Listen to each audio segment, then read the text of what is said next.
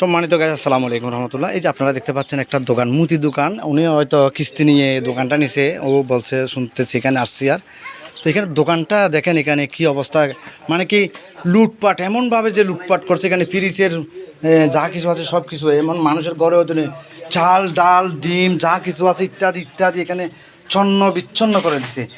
এমন বর্বরতা কাজ।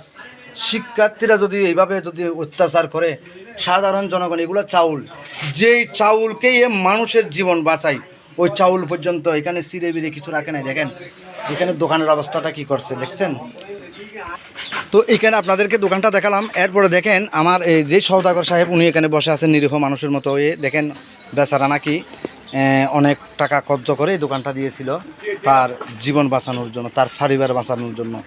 তো অনর এন্ডা এই দোয়ানোর মধ্যে খুললে খুললে কইছে যে আচ্ছা দোয়ানাজি শনিবার দিন রাত্রে আসি। আসসালামু আলাইকুম।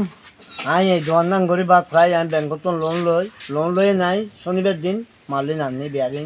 আচ্ছা আর একটু মালিন আননি 1,80,000 টাকার আগত দোয়ান আগত তো আসো মাল 1 তারিখে মাল পুরো গেছে দে। জি আমি 1,80,000 টাকার মাল আনছি, গ্যাস চিনি ডাল মাল চুল মইল একদিন বিয়ারিং। আচ্ছা শনিবার দিন রাত্রে পুরোই 10টা বাজে এখানে মালিন বিয়ারিং লোড করছি। কিছু মাল সামারলে কিছু মাল সামারে নেওয়া বাড়ি তৈলে আমার ব্যাংকের লোন আছে দে 5 তারিখে।